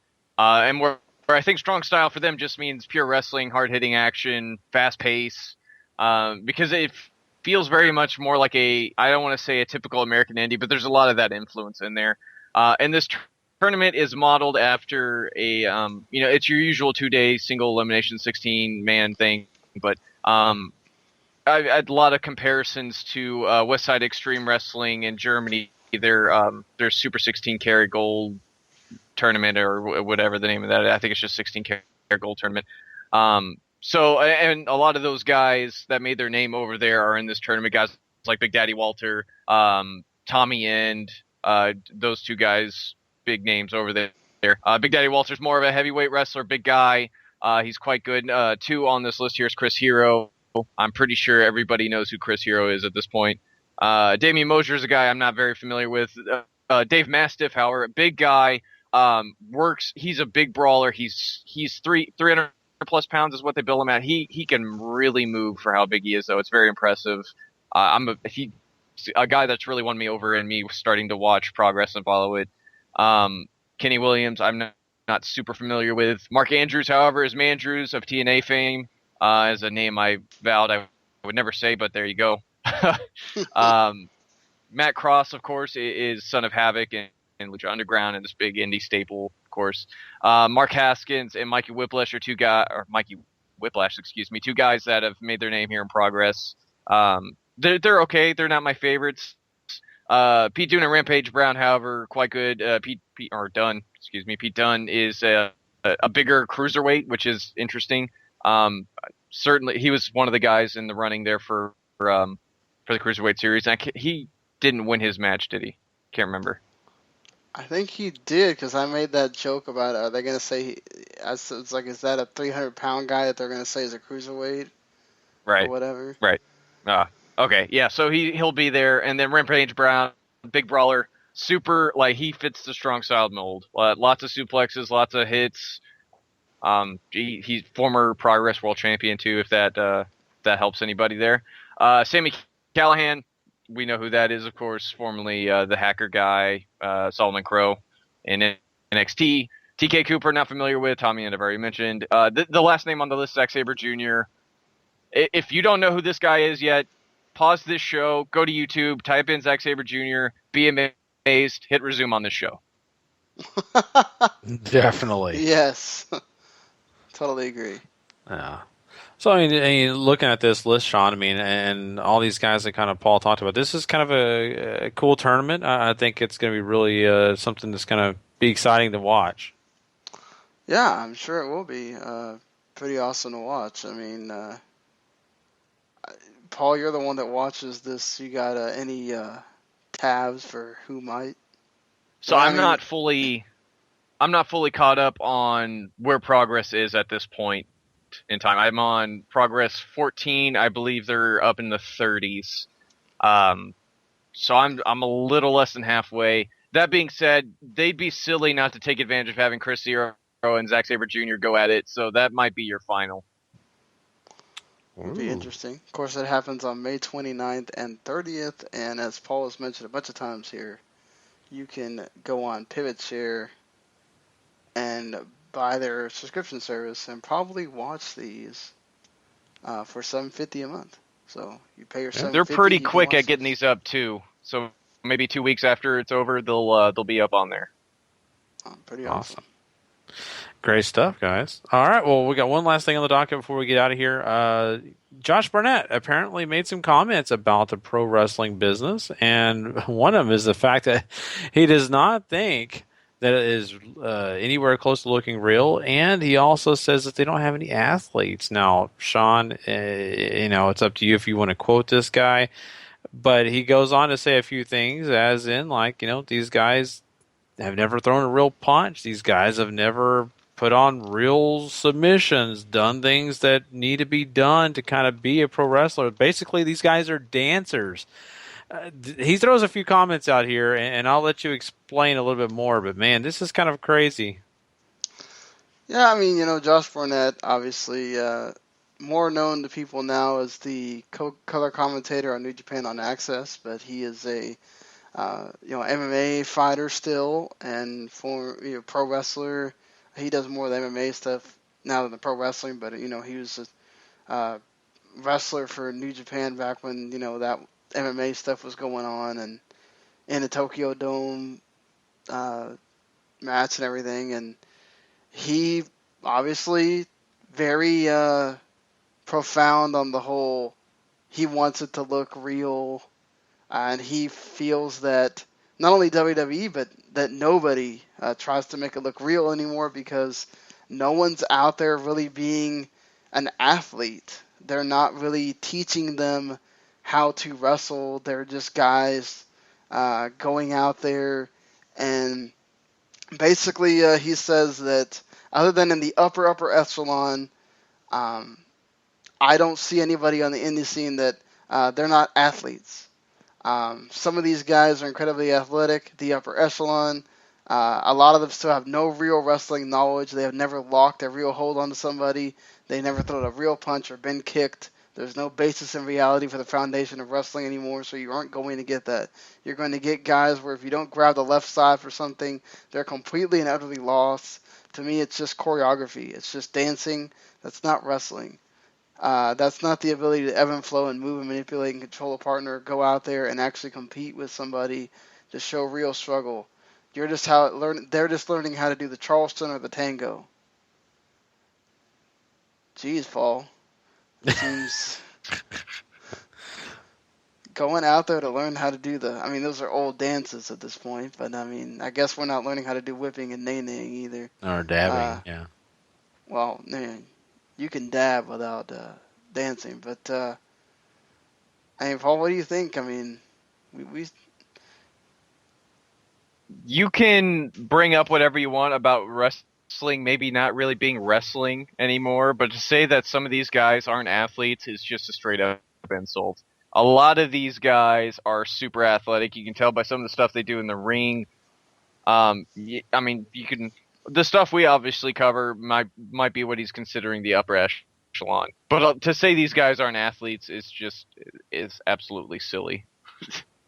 Yeah, there's obviously many that might be athletes might even be athletes in another sport, and they don't translate here very well, or ones that are just what we get, what's a lot of there in the performance center, where you get a lot of the guys from all sorts of walks of life, and they've never done this before, and they're just learning straight from the school to go to wherever they go to, or if you're talking about lower level indie, of course you're going to get a bunch of guys that maybe aren't athletes or whatever, but the ones that are doing it at any sort of high level or in any of these promotions where, maybe aside from some, if they have a streaming service, for the most part, a lot of these guys are athletes. Yeah, you still do have some of the big guys that are moving around, whatever, but more now than ever, I think it's really bad to say that these are not athletes. I don't know what he's necessarily looking for in an athlete. Maybe he's thinking of just everybody needs to be able to go out there and really know how to work this and whatever, but man, it's just with the era of the smaller guy now, just I don't know where he's necessarily getting from. I'm just still kind of lost in he must be looking for something totally specific here, because I don't know how you can say that. Especially from a guy who has been covering New Japan for a while. It does not make any sense to me. That's the thing. I don't think, like Paul said, I don't think he's talking about New Japan per se. Well, no, but he hasn't specified anybody.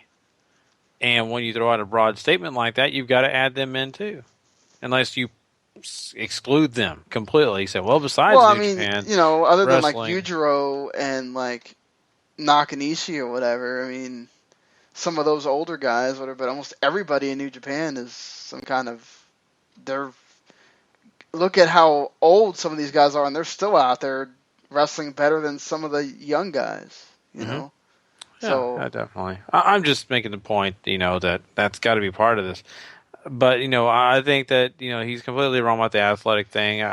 So many of these guys are just proven athletes. They just it may not do it the way he wants, or that he may have his own ideas what an athlete is. That's fine and dandy. I'm sure Gable has his own ideas what an athlete is. A guy that's been to the Olympics as a wrestler. Oh well, if you say that guy's not an athlete, then you need that's to my stop point. watching wrestling because I don't know what you're watching. You know? Barnett may not have any way of calling an athlete if he goes by Gable's standards. So anyway, that's not the point of this. I mean, I think he's right in the whole, and this is not new. The other part of his argument is not new. Every old veteran guy that has some kind of podcast has been saying this from probably since whenever this indie revolution's been going on about the whole, these guys don't know how to grab a hold anymore. It's all about spots, and they're going from spot to spot, and they really don't know how to really work a match anymore. And, you know, that's one of those, like, yes, that sort of is a lost art now. But it's also, like, it's hard to say because obviously WWE still tries to train you in that style. Mm-hmm. But, you know, in the indies, that's sort of not a thing that much.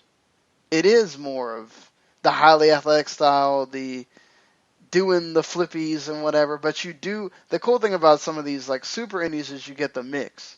But then you go to some of these other ones and it's all about one thing or all about the other thing. You know, so maybe he's right in a sense that way, that maybe you're not really being taught real wrestling stuff anymore. But, you know, he's been in it. He's done it. Okay, you know, he's wrestled and he's performed as an MMA fighter. Okay, so he's done both worlds. He knows what is in that. I get it. You got to respect him for that. Okay, he definitely understands the ins and outs of both. So he has his opinion, but you got to look at other sports, other guys. You've got guys that used to play rugby, that have played professional NFL football, who have their own opinions on what football is. You know, they may say, "Oh, these guys in America don't know what real football is because, you know, my guys are tough. We don't wear as much padding." All that. There's different arguments, but does that mean NFL pro football is not entertaining or good or great? No, it's someone's opinion. So I think Josh Barnett has his own opinion. I may not agree with him, but at the same point, I understand where he's coming from, and I respect it. You know, I respect that he has his own thoughts. He's been there, done that. So it's just, you know, someone's personal opinion, you know. So who's knows that who's right or wrong, whatever. So, but I think it's great comment. I think it's great conversation for sure, you know, to kind of bring up. And, you know, if you have your own opinion on it and you're listening to us, hit us up on the Facebook page. Give us your thoughts on what Barnett said. I did put that post out there. So if you're in the Facebook group, you can look it up. It has the whole quote there from Josh Barnett. And we did have a few people actually answer. And I think we had one guy say that he's sort of been talking about that for a while. But, I mean, I don't know, Paul, you finish it out here. Do you think that, I guess whatever he's saying there towards the other part of the whole thing about the real wrestling stuff, that's really nothing new, right? We've heard that for a long time. We have heard that for a long time. And here's the big thing I think about, just a statement about wrestling in general. Wrestling is predominantly an entertainment sort of thing, you know. And you got to give the people what they want. And wrestling, I think, has evolved from being something treated as a legit sport, which is what people wanted back in the day, to the outing of kayfabe and all of that. Really, I think, wanting people to see just fun. And the way that, especially indie wrestling right now is, and what WWE tries to, I think, emulate on the best points of American indie wrestling with what they bring to the table, is where wrestling's at right now. And just because these old guys can't either see that or don't think that's as what it used to be, doesn't matter. What matters is what brings people to pay the dollars that make these companies succeed. And I think you could certainly say that a lot of this is working. I mean, people love wrestling. Guys who go to these wrestling shows love what they get in the ring, and that's really all that matters. I couldn't say any better. I think you're totally right on that. So, All right, guys. Well, that wraps up Quick Hits for us. We had a lot of great things to talk about this week. And, of course, this next Thursday night, we'll have a lot more news for you, a lot more great topics to talk about. Plus, we are going to have that Extreme Rules preview for you guys, and as well as some more previews for you. Sean, that was the other preview was going to be the New Japan show, right?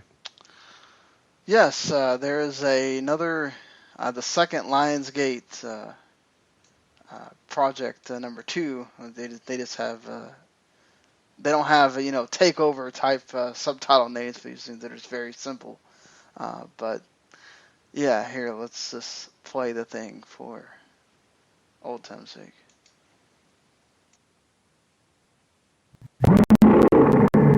King of Sport. New Japan Pro Wrestling.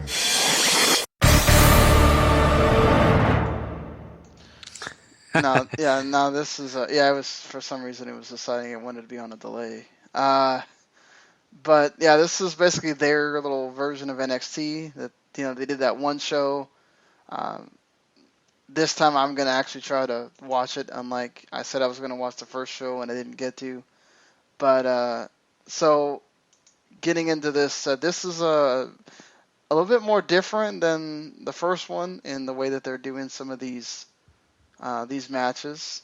I think one of the New Japan Young Lions was hurt the first time, so we didn't get to see him. But and we do get a lot of Noah against New Japan talent here again, just like the first one. So you have Hirai Kawato, which is one of the really young lions from New Japan, and Kaito Kiyomiya going against each other. And you've got Shiro Tomoyose against Teriyaki. Ugh, man, I'm even screwing up on these names. Kanematsu, I think, who's the other young lion. They kind of came in together. What do you think, Paul? Oh man, these shows are tough just simply because we're not overly familiar with a lot of these guys, especially I should say at least the young lions. And when you put a pair in a match like this, I think it's really dealer's choice. I'll go with Hirai, I guess. I'll go with Kiyomiya here. I think Hirai is probably going to lose. I'll go with Kanematsu for the other one. We got Yato Yoshida against Toshi Kumano. I'll go with Kumano on that. You got to fight in the race here. Yeah, I mean, I guess I'll go Kumano too. Two guys I'm not overly familiar with. You do have David Finlay and Yoshinara Ogawa. Ogawa's winning this here. Ogawa is totally winning this, but God, this match should be good. David Finlay is on a roll right now. Yeah, and Ogawa was pretty good in the first Lionsgate show, so hopefully... Former GHG champion, too. I mean, the guy's been in Noah for a long time. He knows what he's doing. It's one of those established vets working with David Finlay, and hopefully this should get David some good experience. You got Captain Noah, who is Jado, against, and their young lion of sorts, or he's been, seems like their young lion forever. Gemba Hirayanagi against Muhammad Yone and Ryusuke Taguchi. I'm going to say, because you have both Noah and Hirayanagi there, I'm going to say Taguchi's team wins. Yeah, I'm willing to go with Taguchi's team here as well. Then you got what could be a fantastic match. Jay White against Noamuchi Morifuji. Freaking Noah and New Japan legend against, guy that's about to go on excursion. And Jay White. Morifuji's winning, but this should be great. This has match of the shows just plastered all over. This is the one I'm really looking forward to. JY to impress, Marufuji to win. If this gets time, this could be really good. And you got Go Shiozaki and Juice Robinson, which could be a bit underrated. We know Go Shiozaki's great, and Juice has been doing better in New Japan. Go is one of my top 5 guys in Japan that I will watch anything of anytime I see it come up. He's so good in the ring. I think he's really underrated too. And guy who's been subject to a lot of, controversy bouncing around as much as he had recently. Juice, I think, is slowly finding his way. He certainly has a great opportunity here with Go, but he's, I'll be surprised if this lasts more than 10 minutes, honestly. I'd agree. We know Go's winning on that. And then you get your 8-man tag, which is sort of a mixture of younger Noah talent and older Noah talent against the third generation of New Japan here. And Katsuhiko Nakajima, you got Masaki Tamiya, Maybach Taniguchi, and Quiet Storm, which, Quiet Storm's always a fun thing. Either it's fun or it's terrible. And you get Tenkoji and Nakanishi and Nagata in an 8-man tag to be your main event here. This one's tricky. Maybach's the guy Noah's got a lot invested in. I think the other two in this as well are they're not chumps. Noah, obviously, I don't follow as closely as I do some of the other promotions in Japan, but I wouldn't be surprised if they give the Noah team the win here, just because Maybach's, he's their guy almost at this point. I'd agree with the Noah team as well, just because some of the younger juniors and Noah actually, before New Japan really had this revolution there, this revolution of wanting to get the juniors back, at least singles-wise, to mean something. Noah was already doing that. That was their one shining thing that they've had, aside from the Suzuki Gun being there and kind of running rampant. So, and they are doing another Suzuki Gun 3 in about a month. So we'll get to talk about that show too. Yeah, definitely. So, that's exciting. We got a lot of stuff in store. Of course, we'll probably, kind of give you guys a review of that once the show is completed. Yeah, it'll be on Thursday morning, so we'll have a review on the next show. Yeah. So the next show, definitely, you can go check out a review of this, and of course, Extreme Rules. We'll do the preview of that show, and of course, all the other great stuff we like to do on Thursday night, Lucha Underground, TNA Impact, and of course, give you our Superstar of the Week. So it's going to be a great show. Don't miss it. W2M Network, please go subscribe if you're not subscribed already, just because you're going to get us on the instant download anytime you subscribe. It is in your favor. So, and please go rate and review. We really appreciate that. Anything you can do just would help us out. And of course, all the other great shows on W2M Network will be headed your way. Anything really quickly, Sean, you want to mention? Well, as long as things go well, should have Randy be my co-host for the video games podcast, because Mark had to have some wisdom teeth pulled, so he is in a lot of pain and can't really talk. He actually has completed Uncharted 4, so you'll get the whole entire experience of him talking about that and all the stuff that's sort of been going on there. And we'll be doing the football show here in a little bit. And Patrick and Harry and I did WCW Sold Out 2000, which featured Vince Russo getting ousted as the booker 2 nights before the show. But then Kevin Sullivan basically went along with whatever voiceover he had, and just basically starts that whole winding circle that was WCW in those that last year and a half that it lasted. So lots of backstage stuff to talk about aside from what happens in ring. That's also the night that Chris Benoit won the title, and then he gave it back to WCW the next night. So. Yeah, so it's good stuff, guys. Go check out those shows, and we appreciate you checking out our show tonight. It's been a lot of fun, exciting stuff, and definitely want to see you guys on Thursday, and of course on Friday morning on the download. Appreciate everybody, and just want to say one last thing. We want you to always remember, if you're not living life to the max, not living life at all, you know it. Please. Later. Thank